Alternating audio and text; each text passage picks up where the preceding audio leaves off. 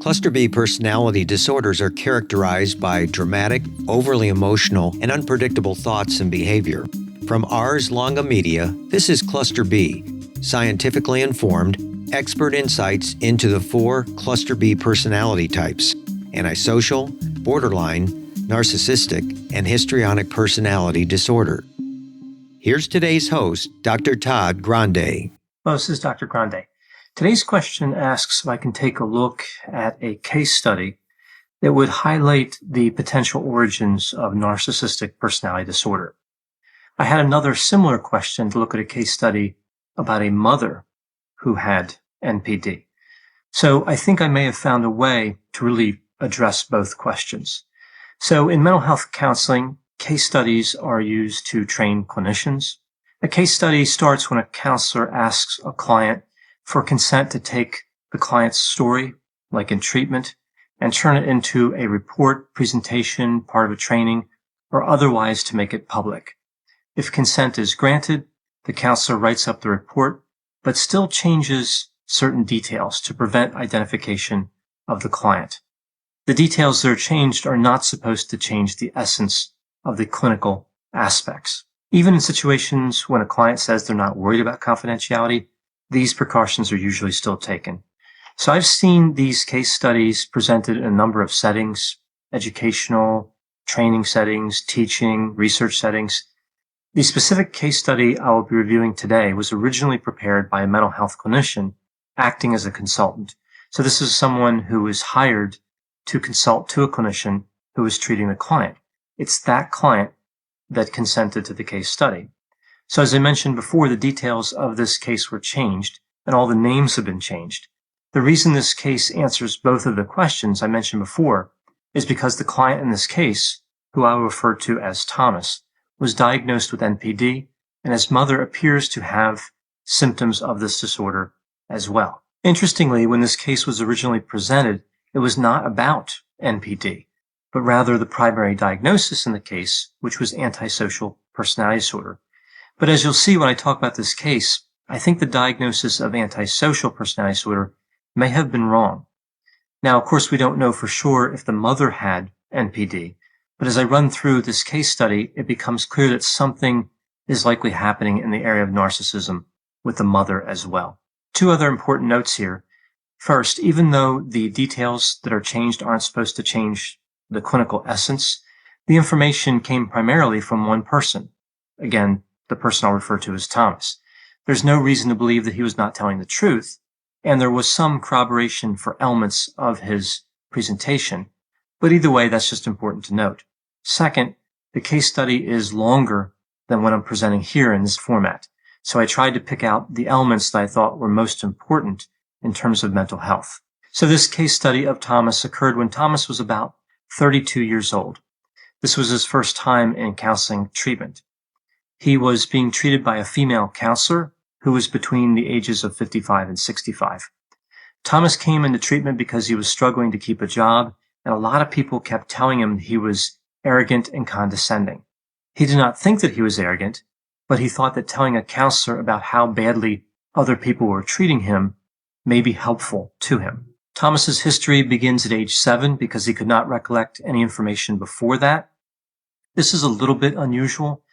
So I'll start by identifying some of the key players in Thomas's history before I get too far into his story.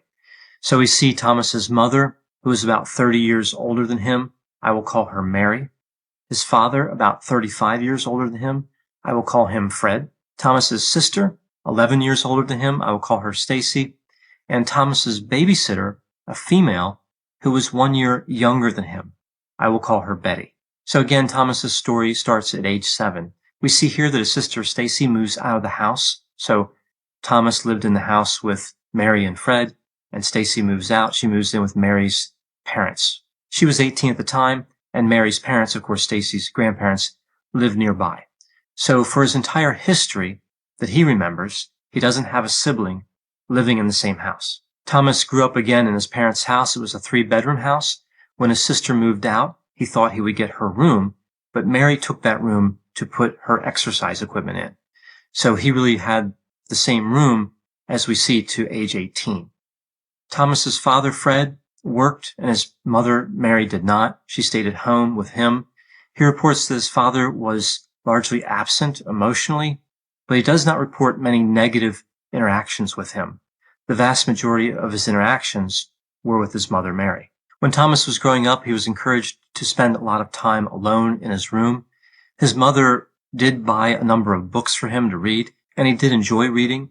He had a bedtime of 8 o'clock, and this bedtime was in force every night of the week. And it was this way for his entire childhood, although when he turned 14, he didn't have to go to sleep at 8 o'clock. He still had to be in his room at 8 o'clock. He could go to sleep at 9:30. Now, this bedtime of 8 o'clock was strictly enforced, so the family didn't watch television together like in the evening, and they really didn't spend much time together in other ways either. Mary had a rule that the dinner table was only for adults, so Thomas ate dinner in the family room while watching television, and Mary and Fred ate at the dinner table. We see that when Mary and Fred went out to dinner, whether it was fast food or something formal, they did not take Thomas with them, but they would bring something back from the restaurant for him to eat. In addition to the bedtime of 8 o'clock, when Mary and Fred had friends over, Thomas was expected to go to bed when those friends arrived, sometimes as early as 6:30 in the evening. Also, Fred was not permitted in the formal living room or in his parents' bedroom. Mary used to tell him to pretend that there was a force field at the entryway to those rooms. So maybe they were fans of Star Trek or Star Wars, I don't know. But he had to kind of treat it as a barrier. He couldn't cross the threshold into those rooms at all. He wasn't even allowed to put his hand into the room. Almost every type of discipline that Thomas received involved going to bed earlier. Physical violence was hardly ever introduced in terms of discipline. Thomas was bullied at school. He was physically small for his age, and because his bedtime was so early, he didn't watch any of the television shows that his classmates watched, and he didn't want to admit that he went to bed that early, so he just said he wasn't interested in television. Thomas was also discouraged from communicating with his mother when other adults were present. He was told that children were supposed to be seen and not heard. And when he would talk, Mary would tell him that he just wasted everybody's time. He was also criticized about his choice of television shows when he watched TV in the afternoon, and really criticized about a lot of decisions he would make, so his feelings were really invalidated. When he would want to talk to his mother about his feelings, she would say that was not needed, and they need to get tougher. Sometimes when he was crying, though, she would pay attention and let him talk. Growing up, Thomas didn't really have a lot of friends at school, and he didn't have hardly any friends in the neighborhood. There were a few friends that he had for a year or so, but they would come and go. So for most of the time, he was really alone. We see an incident that Thomas described that occurred when he was about 9 years old. It was about 8 o'clock at night, so he was going to bed, and he forgot one of his books for school that he wanted to remember for the next day. I guess it was like a book that was due to the library in a school. So he ran down to get it, and his mom caught him, and it was about 5 minutes after 8. So he was out of his room when it was after 8 o'clock. She explained to him that he violated her trust, that she could never believe him again. She felt like she'd just been the victim of a violent crime, and she made him write 100 sentences saying he would never do that again. He would stay in his room and not come out of it after 8 o'clock. She also reported this incident to his teachers, who evidently were supportive of the mother.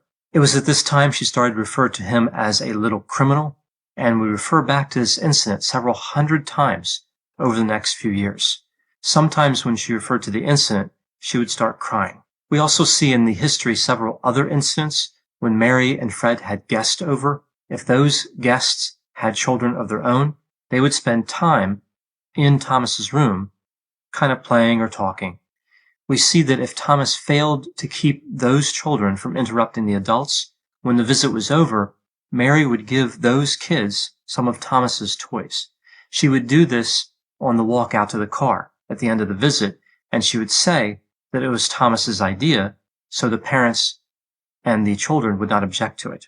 When Thomas was 14 years of age, Mary and Fred hired a 13-year-old babysitter, Betty, which Thomas really resented. He thought he could stay home when Mary and Fred were out in the evening, but they insisted, because of this incident when he was 9 years old, that he could not be trusted to go into his room at 8 o'clock. The arrangement was tense, but Thomas tolerated it until he was about 15. And we see here one night when Betty was watching him, he refused to go into his room at 8 o'clock. Betty, who was 14 years old, tried to hit him with a belt to discipline him. Evidently, she had permission to do this from both Mary and Fred.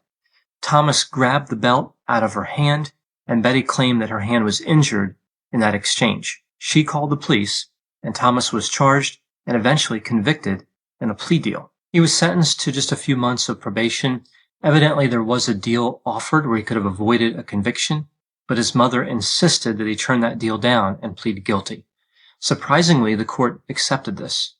Mary evidently also asked the judge if Thomas could be sentenced to jail until he was 18 years of age. Shortly after Thomas turned 18, he came home from school driving a car that his grandparents had given him. These would be Mary's parents. And we see that he finds the contents of his room on the front lawn. Betty, the babysitter, who was 17 at this time, had moved into his room. Mary told Thomas that he had been replaced by somebody who could follow the rules. Now, an argument ensued and the police were called again, but Thomas was allowed to move back into the property, but he had to sleep in the basement and store all his stuff in the basement.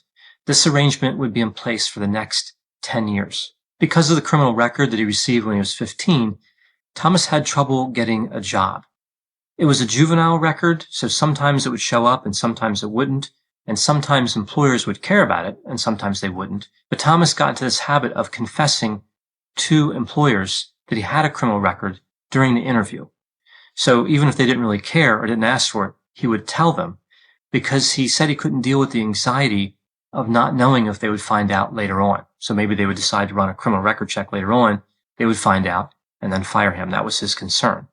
By the time he was 28 years of age, he did seem to have stable employment at a retail store, and he was forced to move out of his parents' house because Fred ran off with Betty. So his father ran off with the babysitter.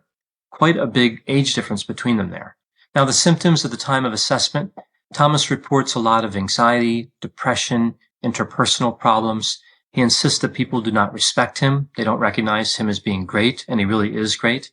He's frustrated with other people that can't follow the rules. He always shows up to work early and stays until the shift is over, and the other workers do not. And he's been in arguments with these workers about this type of behavior. He reported one argument where a coworker clocked out 2 minutes before the shift was over. He was also aggravated that his current boss used to bring his daughter into work on some days in the summer. And this was extremely disrespectful to the adult people working there, in Thomas's opinion. In terms of relationships, Thomas reports that he sometimes talks to his sister, Stacy, and occasionally his grandparents. His paternal grandparents had both passed away when Thomas was still an adolescent. He reports no relationship with his mother, his father, or his father's new love interest, Betty, which of course, again, was Thomas's babysitter. Interestingly, the clinician that treated Thomas diagnosed him with antisocial personality disorder, narcissistic personality disorder, but there was no mention of depression or anxiety. This clinician believed that Thomas was a danger to society. She also believed he should carefully consider whether or not he should ever have kids of his own. She was confused how he could not take any responsibility for his apparent narcissism. But of course, this is how narcissism works. A lack of insight is part of that personality trait, and of course part of NPD. But either way, this is why she actually called for the consult and thought it would be a good idea for this to become a case study. So just an example here of some of her initial experiences with Thomas. There were many presented, but some key ones. At intake, we see Thomas came in and complained that her office was dirty. Again, this is the clinician's office. She was dressed in clothes that were from the 60s. I would presume that the 60s occurred many years before this. He indicated her staff was rude to him while he was in the waiting room, and he also said that all mental health professionals were losers. So Thomas was really off to a good start, right? It's always important to make a good impression. One thing I find particularly interesting is that the clinician was divorced and did not have any children, and Thomas really seemed to respect this. So eventually, he did end up respecting this clinician, even though he had some initial complaints that I mentioned. So my thoughts on this case, and of course I can't diagnose anybody here, I'm just speculating on what could be happening in a situation like this. Based on his behavior, I think the NPD diagnosis makes sense, although his narcissism really seems to be more vulnerable than grandiose. But you could certainly make an argument based on his sense of entitlement, requiring admiration, fantasies about success and power, feeling special and unique, and being arrogant. So he has at least 5 of the 9 symptoms of NPD. The diagnosis of antisocial personality disorder really doesn't make sense here. That one arrest and conviction at age 15 is really not enough for this diagnosis, although he was irritable, so I imagine these two things were combined to lead to this diagnosis, even though that is not enough of the criteria for a diagnosis. At intake, he was not impulsive, he was not irresponsible, he did not appear to be lying, but again, we have that irritability component. It's interesting that no diagnosis around anxiety or depression was apparently even considered, even though he complained of both of these. It's not clear what the final disposition was in this case, but evidently he did stay in treatment for several years. In terms of Thomas's mother, Mary, it does seem possible that something was going on here from cluster B personality pathology. We see both narcissistic and borderline traits. It's not clear if she met the full criteria for either of these disorders, but there's a lot of evidence here, of course, that points to these disorders. Overall, this case is a great example of how there are consequences to bad parenting and how emotional damage is real damage. Again, we rarely see any physical component in terms of discipline in Thomas's history, but the emotional damage was quite severe. We see that clinicians can sometimes be overwhelmed by narcissism, and their personal bias can really get in the way, especially if they're offended by the person who's narcissistic.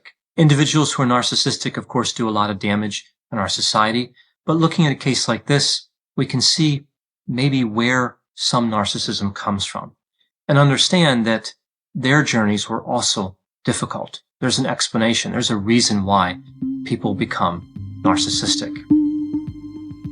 For more content like this, check out Healthy Toxic, another podcast from Ars Longa Media, all about what makes or breaks relationships, including issues related to narcissism, narcissistic abuse, and how personality disorders affect relationships. Ars Longa, Vita Brevis. Learn more at arslonga.media.